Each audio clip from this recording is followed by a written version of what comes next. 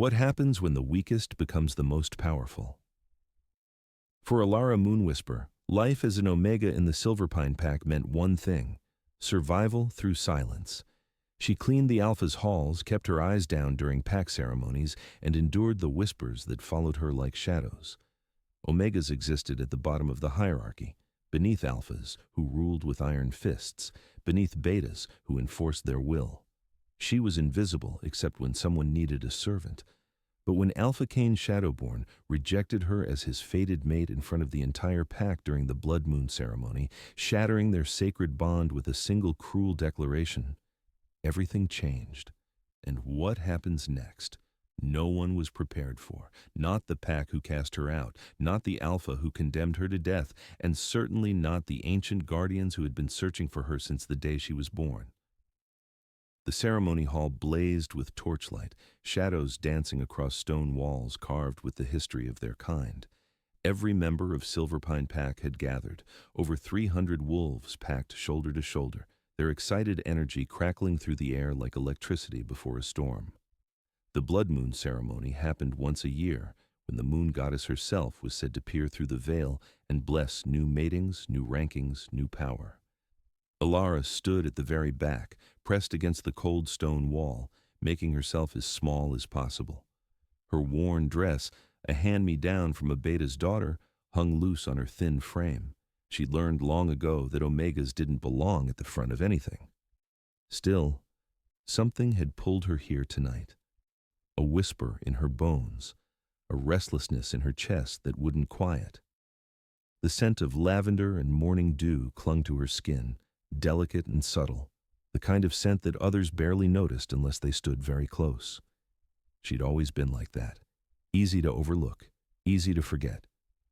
All rise for Alpha Cain Shadowborn. The command boomed through the hall, and 300 wolves rose as one.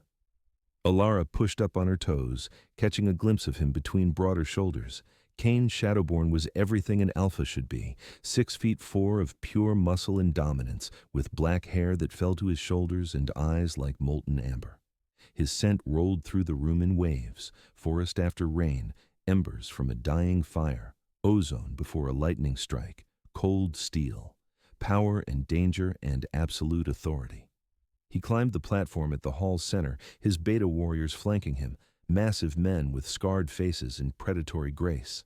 The crowd's energy shifted, anticipation turning thick as honey. Tonight, Cain's voice carried effortlessly, we honor tradition, we honor the moon goddess, and we honor the bonds she creates between souls. Alara's heart stuttered. She didn't know why. Omegas didn't get chosen by Alphas. That wasn't how the world worked. But then Cain's head turned. His nostrils flared. His amber eyes swept the crowd, searching, and then they locked on her. Time stopped.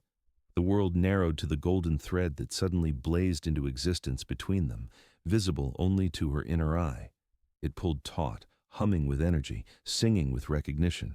Her wolf, the presence she'd always felt but never heard, stirred for the first time in her life. Mate, it whispered. Oars. No, Alara breathed, but Cain was already moving. The crowd parted like water before him, wolves stumbling over themselves to get out of his way. His scent grew stronger with each step, forest, embers, ozone, steel, until it wrapped around her like chains. His eyes never left hers. She watched emotions flicker across his face, shock, recognition, and then horror. He stopped 3 feet away, close enough that she could see the muscle ticking in his jaw, close enough that every wolf in the hall could witness this moment. You, he said, and the word dripped with disgust. Alara's throat closed. The golden thread between them pulsed, desperate, hopeful. The moon goddess makes mistakes, Khan announced, his voice projecting to every corner of the hall. Gasps rippled through the crowd. She has bound me to this creature, this Omega, this nothing. Each word struck like a physical blow. Alara felt her knees weaken, but pride, that tiny spark she'd never quite managed to extinguish, kept her standing. I, Cain Shadowborn, Alpha of the Silverpine Pack, reject this bond. His hand rose, fingers splayed toward her. I reject you as my mate. I sever this tie. I choose my own path. The golden thread ignited. Pain exploded through Alara's chest, white hot and all-consuming, as if someone had reached into her ribcage and was tearing her heart out slowly.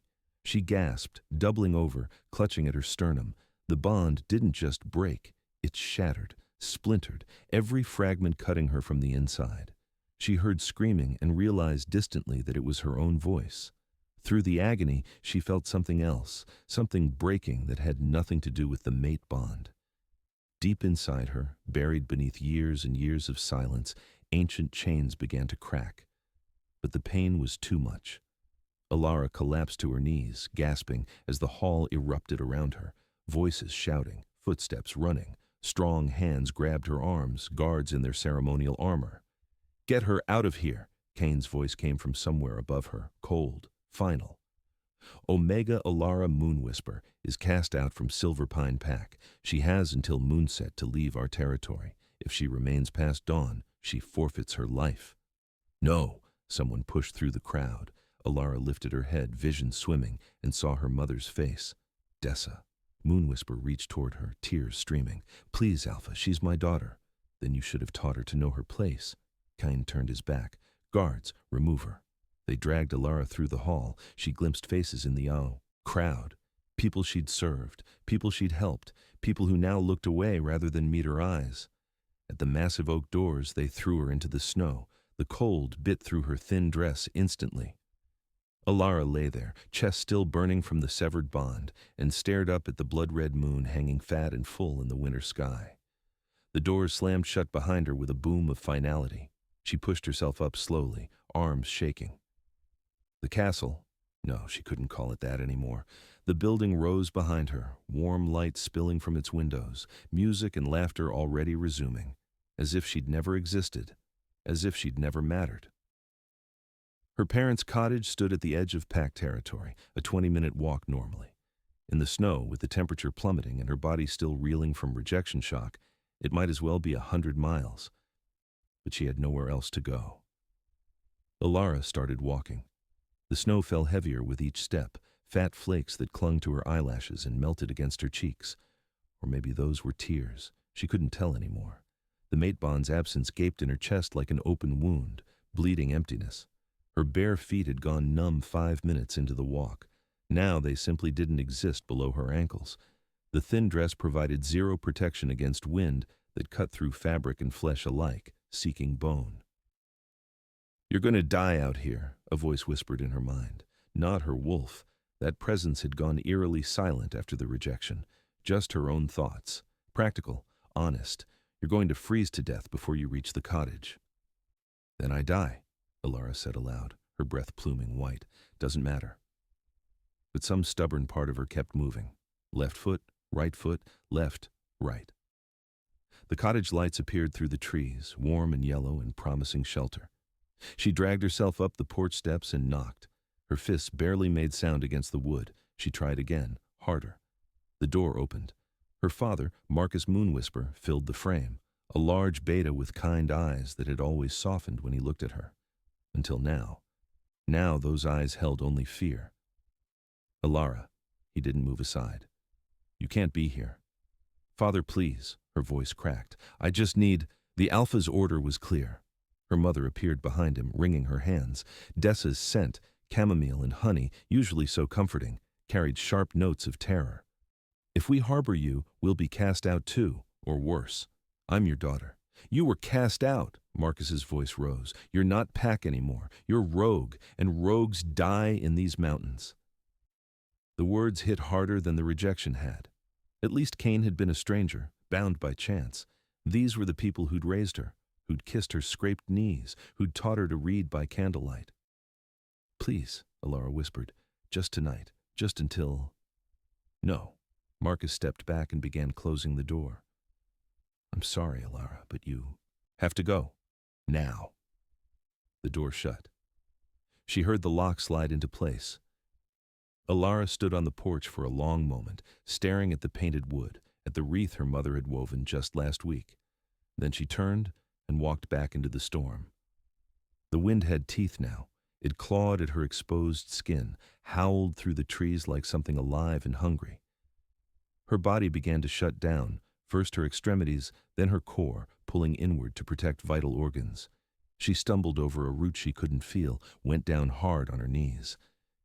Get up, she told herself. Get up, Alara. But why? What was the point? She'd been rejected by her fated mate, cast out by her pack, abandoned by her family. She was an Omega, the lowest of the low, with no wolf, no voice, no power. Just a girl freezing to death in the snow. Seems about right, she thought distantly. This is all I was ever meant for.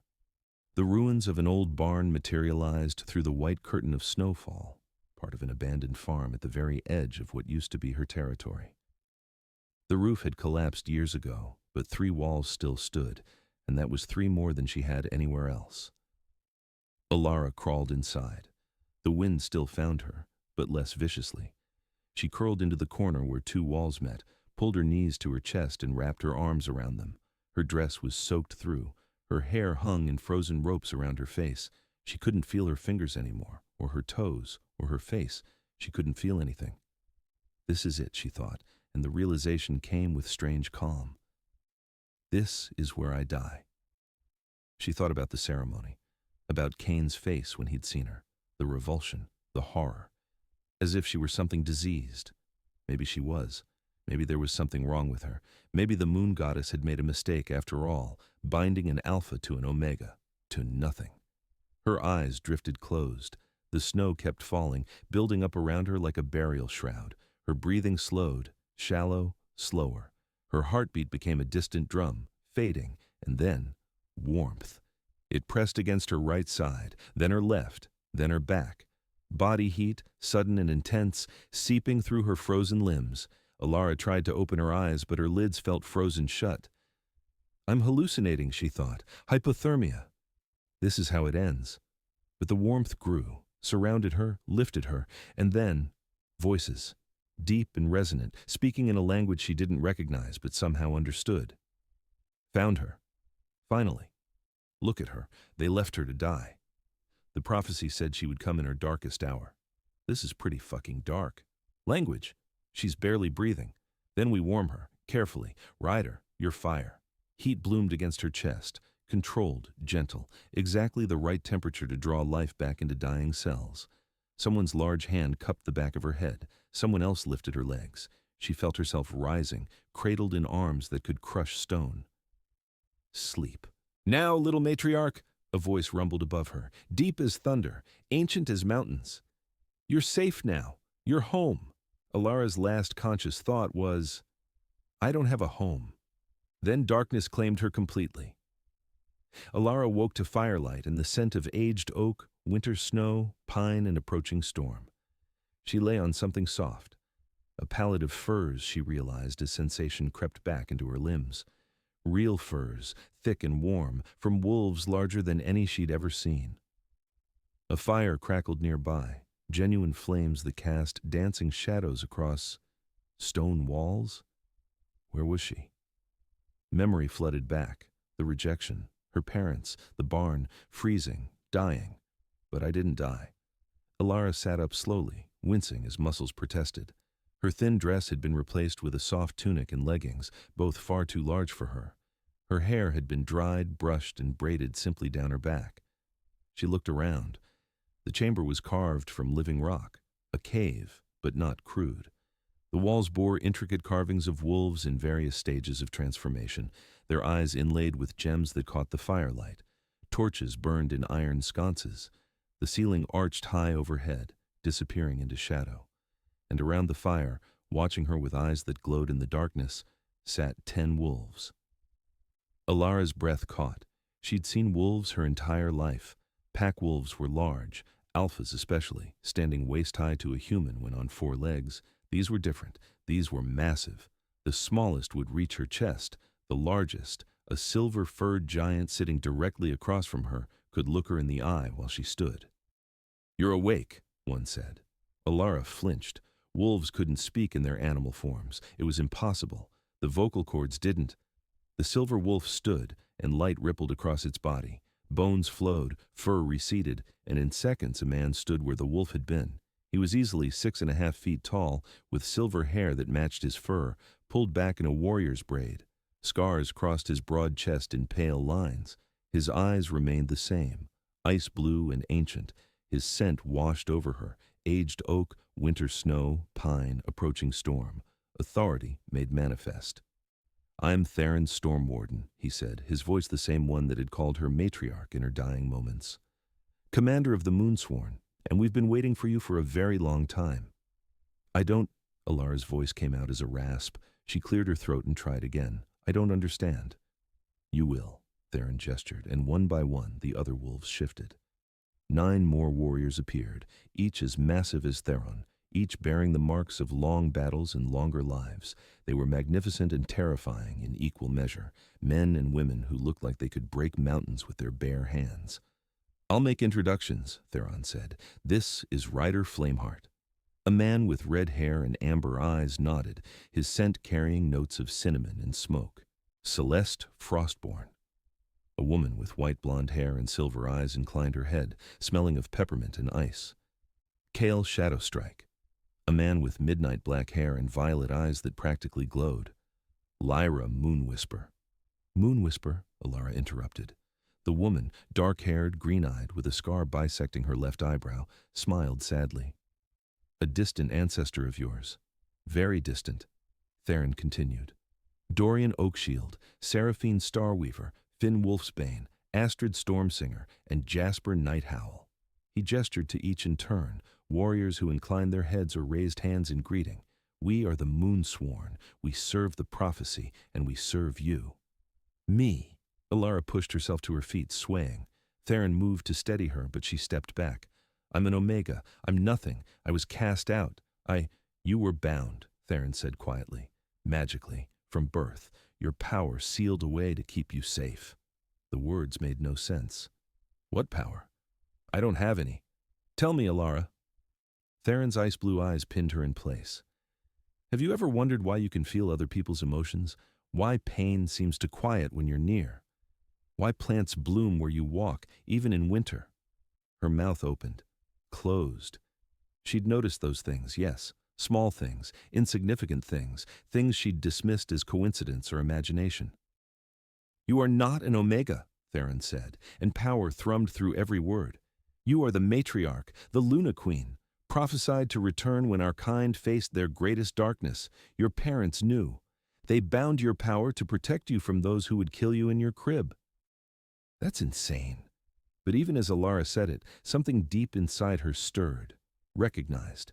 The presence she'd always called her wolf began to wake, stretching after years of forced sleep. "Hello," it said, and Alara gasped. She'd never heard her wolf before. Never. Omegas sometimes couldn't. But this voice, it wasn't small or weak, it was massive, ancient. It carried the weight of centuries. "Hello, little one. I've waited so long to finally speak with you." "The binding is breaking," Theron said, watching her face. "The rejection shattered the first seal. Your near-death broke the second. There's one more left." "What seal?" Alara whispered. "The one you break yourself. When you choose to accept what you are." Theron extended his hand. "We can show you, if you're ready." Alara looked at his offered hand, at the 9 warriors watching her with expressions ranging from hope to reverence, at the carved wolves on the walls, frozen mid-transformation. Nothing made sense. Everything had been stripped away. Her home, her family, her place in the world. She'd been rejected, cast out, left to die. But she hadn't died. And deep inside, her wolf was waking. "Show me," Alara said, and placed her hand in Theron's. They led her deeper into the mountain. The cave system extended far beyond that first chamber, a labyrinth of tunnels and grottos, carved by water over millennia and refined by wolf claws over centuries. Luminescent moss grew in spiraling patterns along the walls, providing soft blue-green light. The air tasted clean and cold, carrying subtle traces of every wolf who'd passed through these halls. "This is the Moonhold," Theron explained as they walked, "built during the Age of Legends when our kind first emerged. It's been hidden from modern packs for 300 years. "Why?" Alara asked. "Because they forgot," Celeste answered from behind her, her voice musical and sad. "They forgot the old ways, the old truths. They built hierarchy based on brute strength and forgot that true power comes from the moon goddess herself. They emerged into a circular chamber so vast that Alara couldn't see the ceiling. The walls bore floor-to-ceiling murals, painted, carved, and inlaid with precious metals and stones. They showed the history of their kind. Wolves emerging from moonlight, walking beside humans, teaching them to hunt to survive. Then, the first transformation, human and wolf becoming one being. Then, the rise of the matriarchs, female wolves limbed in silver light, twice the size of the largest males, leading their people into a golden age. You see? Theron gestured to the central mural. There were never alphas and omegas. Those designations came later, when males seized power and rewrote our history. There were only wolves, and matriarchs who guided them. Alara stared at the painted figure dominating the central wall. A massive white wolf, with eyes like starlight, standing atop a mountain while hundreds of regular-sized wolves bowed around her. The last true matriarch died 3 centuries ago, Theron continued, killed by an alliance of power-hungry alphas who couldn't tolerate a woman standing above them. They scattered her guard, us, and burned the records of her existence. They created the hierarchy system you know. Alphas on top, betas in the middle, omegas at the bottom. They told everyone it had always been that way. But it hadn't, Alara whispered. No. Lyra stepped forward, her green eyes fierce. Matriarchs were chosen by the moon goddess herself, marked by power that manifests around puberty. But the alphas learned to watch for the signs. Young girls with unusual empathy, healing touch, unexplained strength, they killed them, all of them. Unless they were hidden, Alara said slowly, bound, made to seem like omegas. Exactly. Theron's expression softened. Your parents loved you, Alara. They saw the signs when you were born. Your silver birthmark, your eyes that glowed in darkness, the way animals gathered outside your window. They knew what you were. They knew you'd be murdered if anyone else discovered it. So they went to a witch, paid everything they had to have your power bound until you were old enough to protect yourself. But I'm 19, Alara protested. If this is true, why didn't they tell me? They were waiting for the right moment, Ryder's deep voice carried grief. But Cain found you first. The fated mate bond overrode the binding's concealment. If he hadn't rejected you, the binding might have held forever. You might have lived and died thinking you were truly an omega. So him rejecting me. Alara's hand rose to her chest where the wound still ached. That was supposed to happen? The prophecy said you would rise from rejection, Seraphine said. She was the smallest of the Moonsworn, only about 6 feet tall, with copper hair and warm brown eyes. That you would be cast out and abandoned, that you would die and be reborn. We've been searching for you for 19 years, waiting for these exact signs. Let me guess. Alara's voice came out flat. The prophecy. Would you like to hear it? Theron asked. Do I have a choice? He smiled slightly. Always. But Alara nodded. She needed to understand. Theron closed his eyes, and when he spoke again, his voice carried harmonics, layered tones that spoke directly to something primal in Alara's chest. When the blood moon rises in winter's heart, when the pack casts out its brightest star, when the wolves forget the old ways' art, the matriarch will rise from pain and scar. She will be born of 2, yet walk alone, bound by love and freed by hate, her power sealed, her truth unknown, until rejection cracks the final gate. 10 will wait in stone and snow. 10 will guard her final breath. 10 will help her truth to know. 10 will stand with her past death. She will be silver in the darkness, a storm where none dare tread, the mercy and the hardness, the living among the dead. And when she howls, the old shall wake. And when she rises, thrones will fall, and those who bound her they will quake, for she is pack and pride and all. Silence fell when he finished. The words seemed to hang in the air, resonating in Alara's bones. That's us, her wolf said. That's you and me.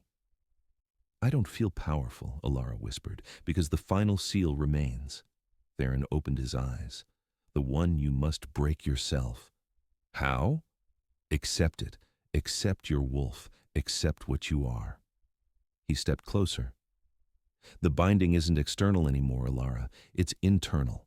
It's the voice that tells you you're worthless, that you're an omega, that you're nothing.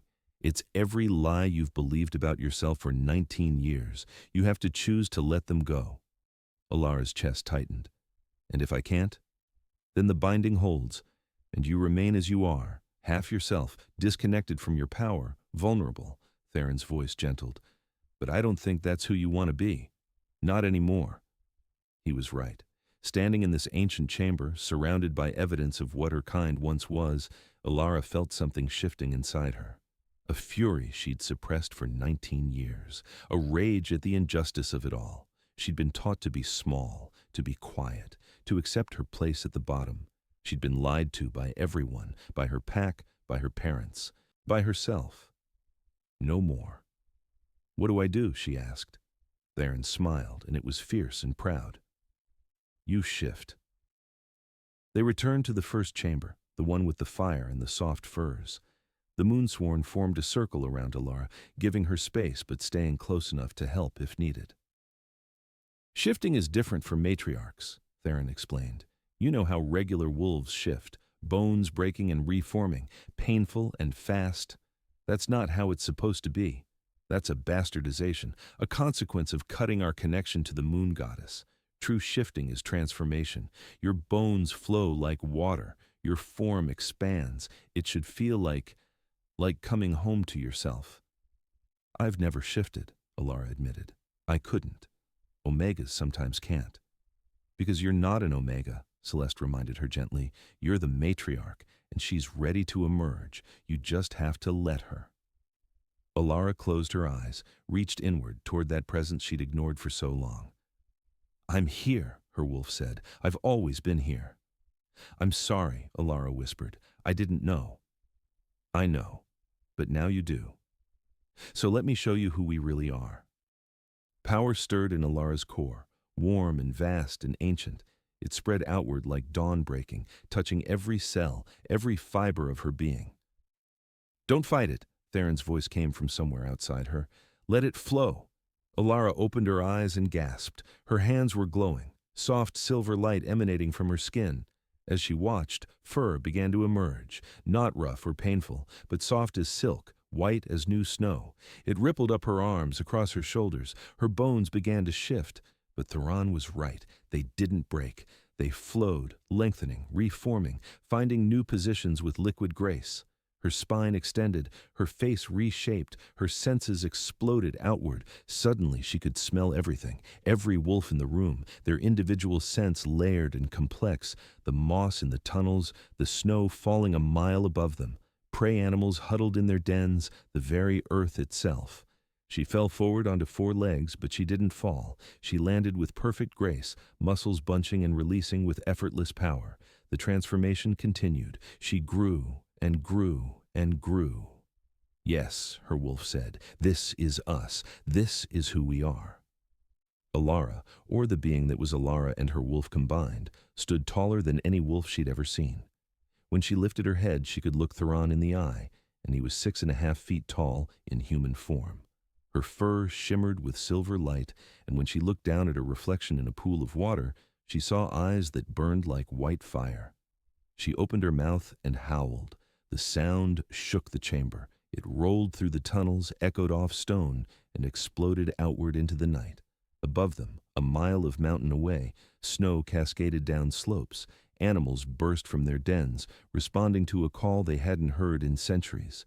And in packs scattered across the territories, wolves looked up from their meals and their fights and their petty politics, ears pricked toward a sound that made their ancestors tremble. The matriarch had returned. When the howl faded, Alara shifted back to human form. It flowed as easily as the transformation had, bones flowing, fur receding, until she knelt naked on the stone floor, gasping and covered in sweat and glowing with residual silver light. The Moonsworn knelt as one. Matriarch, they said in unison. Alara looked up at them, these massive, scarred, ancient warriors kneeling before her. Celeste had tears streaming down her face. Ryder's usual cocky grin had vanished, replaced by reverence. Even Theron, commanding an ancient, bowed his head. No, Alara said. Don't. We have waited 300 years for you, Theron said quietly. 10 generations of Moonsworn, passing the oath down from parent to child, waiting for the prophecy to manifest. You are the matriarch. You are our queen. You are our pack, and we will serve you until our dying breath. Something broke in Alara's chest, but not painfully. Not like the rejection. This was like a dam breaking and releasing everything she'd kept locked away. The grief and the rage and the loneliness and the fear. She began to sob, and the Moonsworn rose as one and surrounded her, wrapping her in warm arms and warmer promises. "You're not alone anymore," Lyra whispered. "You never will be again," Celeste added. "Your pack," Theron said. "Your family, your home." And for the first time in her life, Alara believed it. Days turned to weeks in the Moonhold. Winter deepened outside, but inside the mountain, Alara barely noticed. She was too busy learning everything that had been kept from her. Theron taught her to shift at will, human to wolf and back again in heartbeats. "Control is everything," he said, watching her transform for the 50th time. "Matriarchs don't lose themselves to the wolf. They are the wolf. No separation." Celeste taught her to sense emotions in others. Every wolf broadcasts their feelings through scent and micro-expressions, but you can go deeper. Feel what they feel. Not invasion, connection. She had Alara practice on the others, identifying fear and joy and anger and love until she could read them like books. Ryder taught her to call fire, not literal flames, but inner heat that could warm dying cells or burn away poison. In the old days, matriarchs were healers, he explained. You can't regrow a severed limb, but you can stop bleeding, calm pain, accelerate natural healing. Lyra taught her combat. "You're massive and powerful," she said, circling Alara in the training cavern. "But power without skill is just a target. You need to know how to move, how to strike, where to bite." She didn't hold back in their sparring, and Alara bore the bruises gratefully. Kyle taught her the old language, the howls and growls that predated human speech. Wolves communicated for millennia before. "We learned human words," he said. "This is your birthright. When you speak as the matriarch, every wolf will understand, even if they don't know why." The others each added their own lessons. Dorian taught her tracking. Seraphine taught her the history that had been erased. Finn taught her to identify herbs and their uses. Astrid taught her to sing the moon songs, ballads that strengthened pack bonds. Jasper taught her pack laws that existed before the alphas corrupted it. But more than the lessons, Alara found something she'd never had before. Family. They ate together. Massive meals around the fire, sharing stories and laughter. They ran together through the mountain tunnels, 10 massive Moonsworn and 1 glowing silver matriarch racing through darkness. They curled together in the sleeping chamber, a pile of warm fur and comfortable silence. And slowly, Alara's confidence grew. She stood straighter, spoke louder, met eyes without flinching. The girl who'd cowered at the back of the ceremony hall was gone, burned away in the same fire that had forged her true self. 6 weeks after they'd found her dying in the snow, Alara stood in the central chamber and faced Theron. "I'm ready," she said. "Ready for what?" But he knew. His ice-blue eyes gleamed with pride. To face them, to face Silverpine, to make them answer for what they did, not just to me, but to our kind. "They outnumber us," Theron pointed out. "Silverpine has over 300 wolves. We have 11. "Then it's a fair fight," Alara said, and grinned when the Moonsworn laughed. "When?" Ryder asked, already looking eager. Alara closed her eyes, reaching out with senses she was still learning to use. Above them, beyond the mountain, she felt something. A disturbance. Wolves moving through territory that no longer belonged to Silverpine. Getting closer. Hunting. "Now," she said. "They're coming to us." The scout appeared at dawn. Alara and the Moonsworn waited at the Moonhold's entrance, a cave mouth that opened onto a snow-covered plateau halfway up the mountain. The scout was young, maybe 17, with brown fur and nervous energy. He stumbled to a halt when he saw them, 11 massive wolves arranged in a crescent behind 1 glowing silver matriarch. His scent spiked with terror, sharp and acrid. "Go back," Alara said, her voice carrying easily across the distance. Tell Alpha Cain that Alara Moonwhisper lives. Tell him she has returned. Tell him she claims this mountain and all the land surrounding it as her territory. He has until sunset to acknowledge my claim." The scout stared. You're Omega Alara?" "No," Alara said quietly. "I am the matriarch, and he made a grave mistake." The scout turned and ran. "They'll come with force," Theron said, already knowing. "Good," Alara replied. They didn't have to wait long. By midday, the war party arrived. 40 wolves poured onto the plateau, alphas and betas, all massive by normal standards, all battle-trained. They spread out in formation, blocking any escape route. At their center walked Khan Shadowborn in his human form, flanked by his beta commanders, and beside him walked Marissa Ravencrest.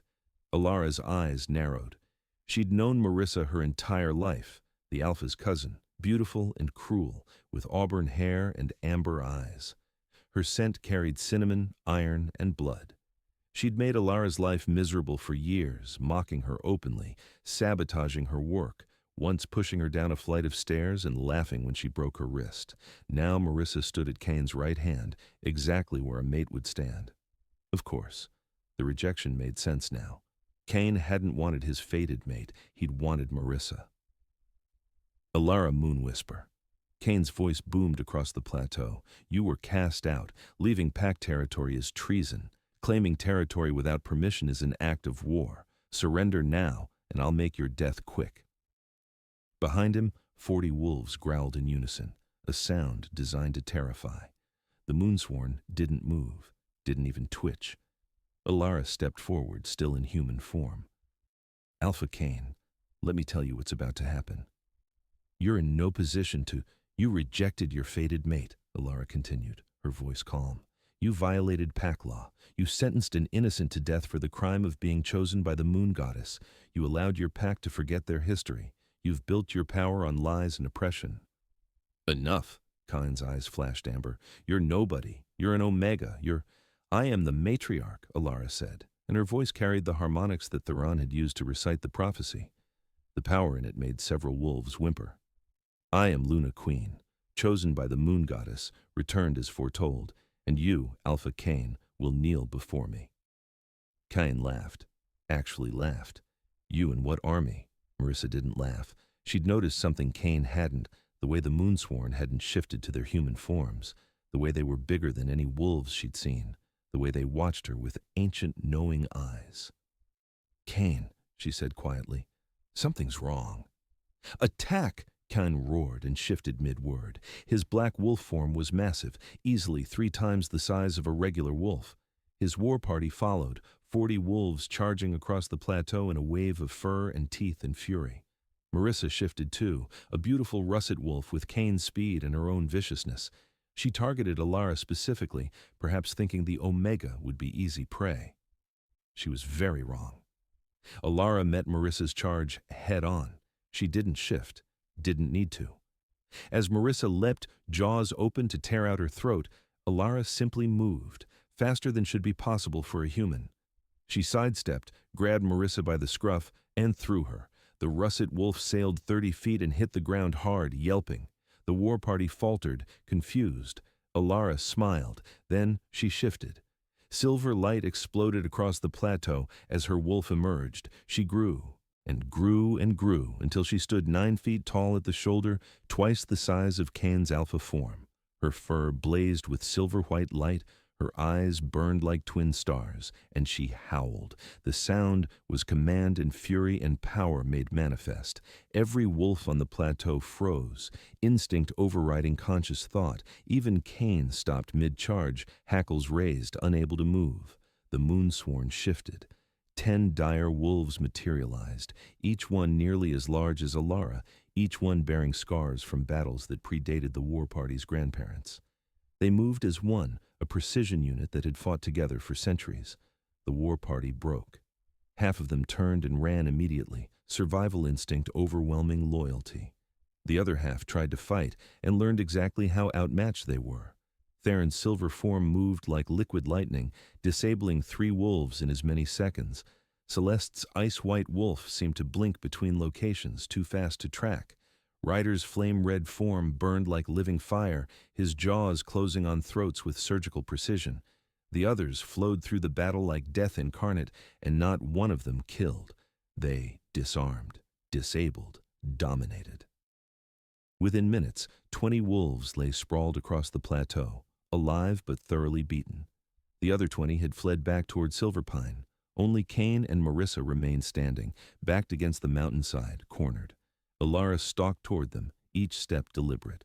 Her silver form blazed in the morning sun. When she stopped 10 feet away, she shifted back to human. Naked and unashamed, marked with fading scars and fresh confidence, she stood before her former alpha. "Kneel," she said. "Never." But Kane's voice shook. "You rejected the moon goddess's choice. You abandoned your mate. You've ruled through fear and violence. You've forgotten what it means to be pack." Alara's voice carried grief more than anger. "But I'm not like you. I don't rule through fear." She shifted partially, just her eyes, which blazed silver white. "I rule through truth, and the truth is this. You are not my alpha. You never were.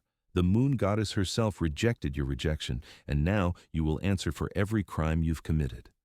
Power rolled off her in waves. Kane's legs buckled. He fought with everything he had, but it was like fighting gravity.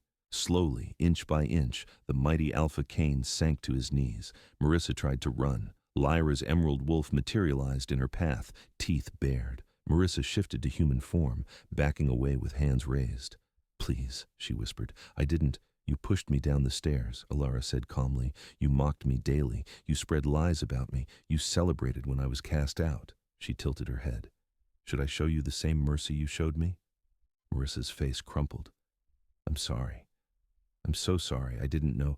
"You didn't care to know." Alara turned away from her. "Guards." The Moonsworn surrounded Marissa. Not threateningly, just present, watching. Alara faced Kane again. "I could kill you. The moon goddess would judge it righteous. Your own pack law demands death for your crimes." She let silence stretch. "But I'm not going to kill you." Surprise flickered across Kane's face. "I'm going to do something worse," Alara continued. "I'm going to let you live, as an Omega." Gasps erupted from the injured wolves. "I strip you of your alpha status," Alara said, power thrumming through every word. "I strip you of your pack. I strip you of your territory. You are Omega Kane now. You will know what it feels like to be at the bottom, to be mocked, to be forgotten, and maybe, you'll learn why what you did was wrong." Kane's face went white. "No, please, kill me instead." "No." Alara's voice carried finality. "You wanted power more than truth. Now you have neither. Go. You're not pack anymore. You're rogue." "Where will I—" "Not my problem." Alara turned to Marissa. "You have a choice. You can leave with him and share his fate, or you can swear fealty to me and earn a place in the new order." Marissa dropped to her knees so fast it must have hurt. I swear on the moon goddess. I swear." "Silence." Alara's eyes blazed. "Words are easy. I want your oath in blood and bone. You will serve the lowest for 1 full year. You will clean and cook and serve. You will know what it means to be small. And if you can learn humility, we'll revisit your status." Marissa nodded frantically. Alara looked at the remaining war party members. "The rest of you, return to Silverpine. Tell them what happened here. Tell them the matriarch has returned. Tell them that any pack that wants to join the new order, where strength is measured in compassion as well as combat, where Omegas are valued, where the moon goddess is honored, they are welcome here. But if they cling to the old ways, if they choose hierarchy over harmony, they are not welcome in my territory." She shifted back to her massive silver wolf form and howled again, a long, sustained note that carried for miles. "I'm Alara Moonwhisper," her voice echoed across the mountains. "I am the matriarch. This is my territory, and a new age begins now." The transformation didn't happen overnight. Change never does. But word spread. Stories traveled from pack to pack, growing in the telling. A rejected Omega who rose from death, a silver wolf larger than any alpha, an ancient prophecy fulfilled. The Moonsworn returned from legend. Some packs laughed, some dismissed it as fairy tales, others sent scouts, then ambassadors, then pack leaders, curious and cautious. Alara met with each one. She showed them the murals, recited the prophecy, demonstrated her power, explained the true history of their kind. Some accepted immediately, others needed time. A few rejected it entirely and remained in their territories, clinging to the old hierarchy. That was fine. Alara didn't force anyone. She simply existed, a living proof that everything they'd been taught was a lie. Within 3 months, 12 packs had sworn fealty to the matriarch. Within 6 months, 25. The territories surrounding the Moonhold became a confederation, still individual packs but united under new laws, laws that protected the weak, laws that honored the moon goddess, laws that valued every wolf, regardless of designation. Omega became a term of respect rather than shame. It meant empath or healer, roles just as vital as warrior or hunter. Alpha became a term of responsibility rather than dominance. It meant protector or defender, first to fight but also first to sacrifice. And matriarch. Matriarch meant everything, mother and warrior, judge and healer, queen and servant. Alara grew into the role. She walked among her people, learning names, hearing grievances, solving disputes. She trained with the Moonsworn daily, honing her considerable power. She studied the old texts, memorizing laws and traditions, and she began to understand what Theron had meant. She wasn't alone anymore. The Moonsworn were her family. The wolves who swore to her were her pack. And Theron himself. That developed slowly, carefully. He never presumed, never pushed. But he was always there, teaching her, supporting her, believing in her. His scent of aged oak and winter snow became as familiar as her own. His presence became something she looked forward to. One night, 6 months after the confrontation on the plateau, they stood together on the Moonhold's highest balcony, watching the full moon rise over the mountains. "Chosen mate," Alara said quietly. "You said that's what you are." Theron nodded. "The moon goddess gives fated mates, but she also allows chosen mates, bonds formed by choice and commitment rather than destiny." "Is that what you want?" Alara turned to look at him. To be chosen? His ice-blue eyes met hers, and for the first time she saw vulnerability there. "Only if you choose me. I am yours to command regardless, whether as guard, friend, or something more. That choice is always yours." Alara reached up and touched his face. "Then I choose you." The bond that snapped into place was different from the one with Cain. That had been golden and desperate. This was silver and steady. A river rather than lightning, deep and true and chosen. Theron's arms came around her, and they stood together under the moon, while the Moonsworn howled their joy from the caverns below. But peace never lasts forever. 2 years after Alara's rise, on the night of the winter solstice, a messenger arrived at the Moonhold, young, terrified, barely able to speak through exhaustion and fear. "Matriarch," he gasped. "The northern territories. Something's waking, something old. The rogues are gathering, hundreds of them, and they're led by—" He swallowed. "They say it's the Shadow King, the one from the old stories, the one who killed the last matriarch." Alara felt ice slide down her spine. She looked at Theron, saw the same recognition in his eyes. "It's not possible," Celeste whispered. "We watched him die." "We watched a wolf die," Theron corrected grimly. "We never confirmed it was him." "Then he's been hiding for 300 years, Ryder said. "Waiting." "For what?" Astrid asked. They all looked at Alara. "For me," she said quietly. "For a matriarch to return, so he could destroy the hope before it fully took root." Silence fell. Outside, the wind howled through mountain passes. Inside, firelight cast dancing shadows across ancient stone. "How many fighters do we have?" Alara asked. 40,000 sworn to you across all territories," Dorian replied. "Maybe another 10,000 who would answer the call." "And how many does he have?" The messenger's voice was barely audible. They say his army blackens the horizon, tens of thousands, maybe more." Alara closed her eyes, reached inward toward her wolf, toward the power that had grown over 2 years of training and ruling and becoming. "We can do this," her wolf said. "Can we? We must. We are the matriarch. We are the one the prophecy chose. And this is what we were born for.